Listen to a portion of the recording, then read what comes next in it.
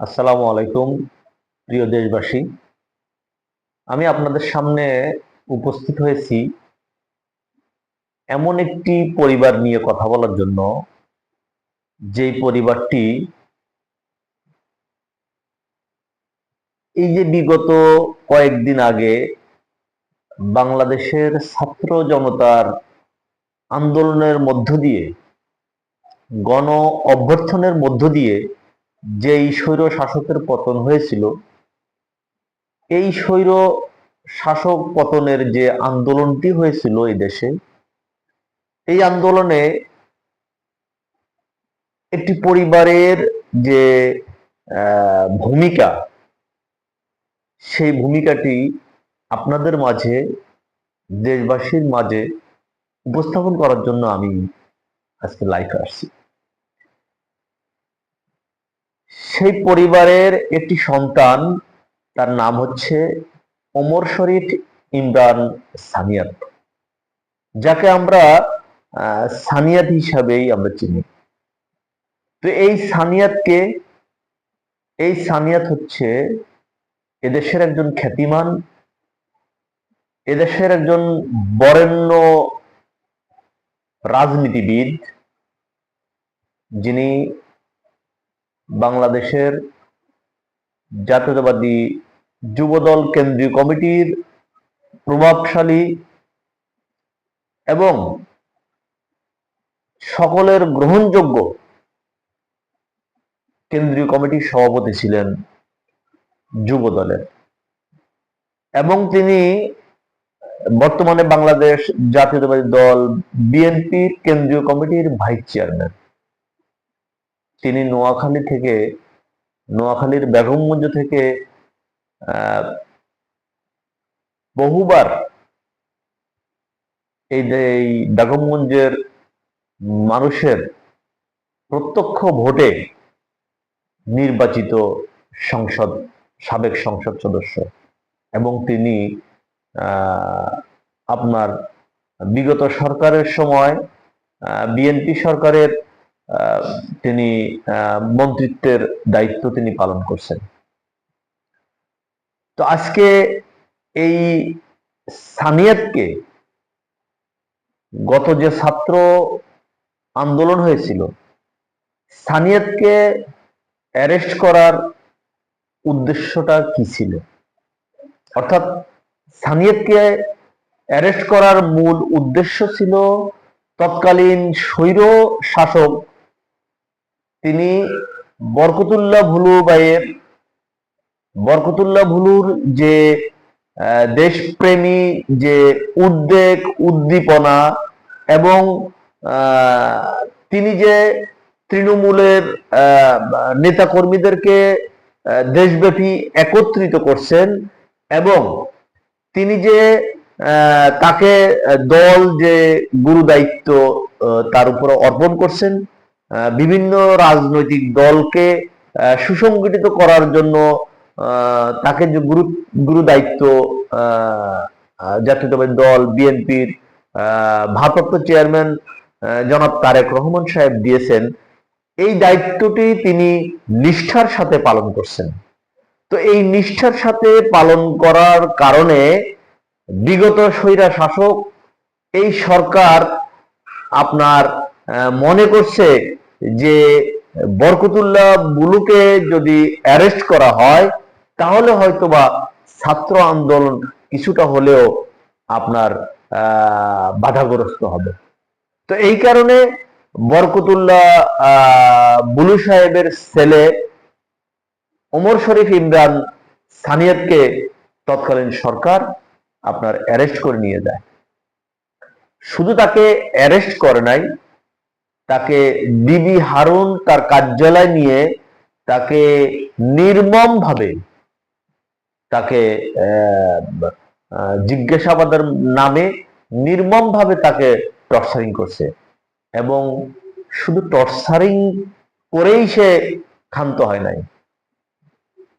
তৎকালীন ডিবি হারুন তিনি সানিয়াতের আম্মাকে তার টর্চারিং এর শব্দটি শোনানোর জন্য তাকে ফোন করে লাউড স্পিকার দিয়ে তাকে শোনাচ্ছে যে তার সন্তান কিভাবে চিৎকার করছে।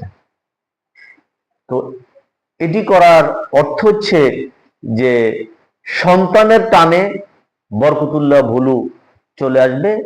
তাহলে বরকতুল্লাহ ভুলুর মতন একজন সিনিয়র নেতাকে যদি অ্যারেস্ট করা যায়, তাহলে হয়তোবা আন্দোলন বাধাগ্রস্ত হতে পারে। তো দেখেন, সানিয়াতকে যেদিন আপনার রিমান্ডে নেওয়া হলো, রিমান্ডের পরে যখন তাকে আদালতে উঠানোর জন্য যখন নিয়ে যাওয়া হচ্ছে, তখন সানিয়াতের মা তাকে তার পিছন থেকে ডাক দিয়ে তাকে দাঁড় করালেন এবং তার সন্তানের চোখে পানি টলমল করছিল। এই দৃশ্যটি একজন মাকে দেখতে হলো। সেই মাটি তার সন্তানকে বুঝতে দেয় নাই যে মায়ের বুকে কতটা যন্ত্রণা, মায়ের মায়ের মায়ের বুকটা যে ফেটে যাচ্ছে, সন্তানকে এটা বুঝতে দেয়নি। মা সন্তানের পিঠে থাবা দিয়ে বলছে, যাও বেটা, এগিয়ে যাও, বিজয় আমাদের সুনিশ্চিত। এই মাকে দেশবাসী, ছাত্র জনতা সকলে তাকে স্যালুট দিয়ে সালাম জানিয়েছেন এবং আমিও এই মাকে সালাম জানাই। আজকে এই মায়েদের জন্যই আজকে লক্ষ লক্ষ সন্তানরা আজকে রাস্তা নেমে আসছে, যার কারণে এই স্বৈর শাসকের পতন হয়েছে। তো দেশবাসী, আমি আপনাদের উদ্দেশ্যে একটি কথা বলতে চাই। সেই কথাটি হচ্ছে, আজও পর্যন্ত সানিয়াত হাসপাতালের বেডে তিনি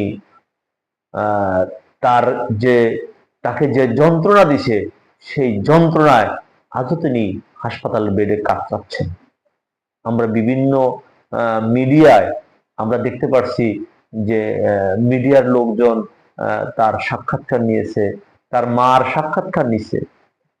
এই সাক্ষাৎকারের দৃশ্যগুলো দেখে অনেকে চোখের পানি ধরে রাখতে পারে না, অনেকে আবেগে আবৃত হয়ে আপনার কেঁদে ফেলছেন যে এমন মায়ের জন্যই তো 1971 সালে পাক হানাদার বাহিনীদেরকে পরাজিত করে এদেশের দামাল ছেলেরা লাল সবুজের এই পতাকা ছিনিয়ে এনেছিল।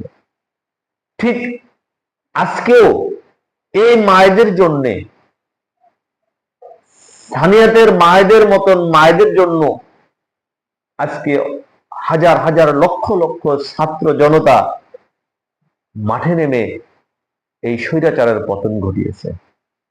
দেশবাসী, আমি বলতে চাই যে আজও এই সানিয়াতের মা,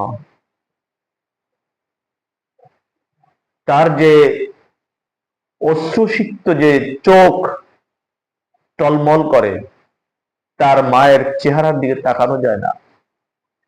তার সন্তান এখনো বিছানায় কাতরাচ্ছে, তারপরেও এই বাটি মানুষের দ্বারে দ্বারে দ্বারে দ্বারে ছুটে বেড়াচ্ছে। নোয়াখালীর বন্যায় মানুষের ঘর বাড়ি ভেসে গেছে। এই মায়ের সন্তান মৃত্যু যন্ত্রণায় হাসপাতালে কাতরাচ্ছে, অথচ এই মা ত্রাণ নিয়ে নিজে মাজা সমান পানিতে নেমে মানুষের দ্বারে দ্বারে, মানুষের ঘরে ঘরে গিয়ে তাদের ত্রাণ সামগ্রী পৌঁছে দিচ্ছে।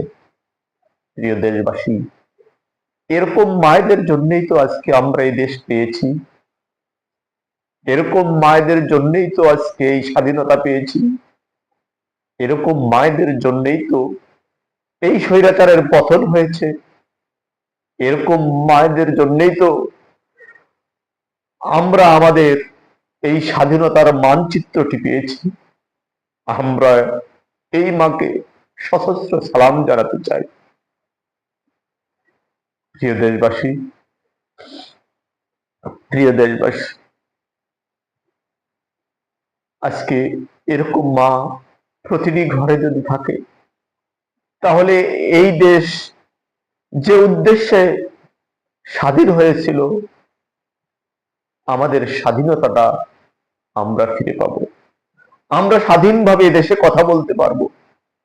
আমরা স্বাধীনভাবে আমরা আমাদের অধিকারটি ফিরে পাবো, যেই অধিকারের জন্য এই ছাত্র ভাইয়েরা আন্দোলন করেছিল, যেই অধিকারের জন্য এই ছাত্ররা পড়ালেখার ক্যাম্পাস থেকে রাজপথে আসতে হলো। আর রাজপথে এসে আজকে তাদেরকে গুলি গুলি খেয়ে প্রাণ দিতে হলো। তবুও তবুও ওই তবুও ওই হায়ানা সরকার তার বিন্দু পরিমাণ মন গলে নাই। অবশেষে তাকে বাধ্য করতে হয়েছে ক্ষমতা ছাড়ার জন্য। প্রিয় দেশবাসী, আমরা এদেশের ছাত্র জনতাকে আমরা সশস্ত্র সালাম জানাই। এদেশের যে সমস্ত মায়েরা এই ছাত্রদের আন্দোলনে তাদের সন্তানদেরকে উৎসাহ উদ্দীপনা দিয়ে রাজপথে নামিয়ে দিয়েছিল, সে সমস্ত মায়েদেরকে আমরা সালাম জানাই। আমরা সালাম জানাই সানিয়াতের বাবার মতো বাবাদেরকে, যেই বাবা সন্তানের আত্মচিৎকার শুনেও তিনি এই দেশবাসীর কাছ থেকে তিনি সরে যান নাই। তিনি এই দেশবাসীর স্বার্থকে রক্ষা করার জন্য তিনি তার মাথাকে ওই হায়ানা সরকারের কাছে নত করেন নাই। তিনি এই দেশবাসীর জন্য তিনি সংগ্রাম করেছেন, তিনি এই দেশবাসীর জন্য আন্দোলন করেছেন, এদেশের গণতন্ত্রকে ফিরিয়ে আনার জন্য তিনি লড়াই সংগ্রাম করেছেন।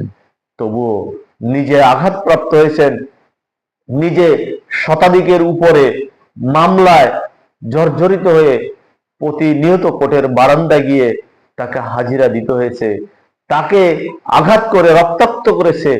তবুও এই মানুষটি ওই স্বৈর শাসক, ওই হায়ানা শাসকের কাছে তিনি মাথা নত করেন নাই। আমরা এই সানিয়াতের বাবার মতো নেতাদেরকেও আমরা সশস্ত্র সালাম জানাই। এরকম নেতাই তো এদেশে প্রয়োজন। এই নেতাদের জন্যই তো এই দেশটি এখনো বেঁচে আছে। আগামী দিনে আমরা এই ধরনের নেতার নেতৃত্বেই এই বাংলাদেশটি আমরা গড়তে চাই। সকলকে ধন্যবাদ। আসসালামু আলাইকুম।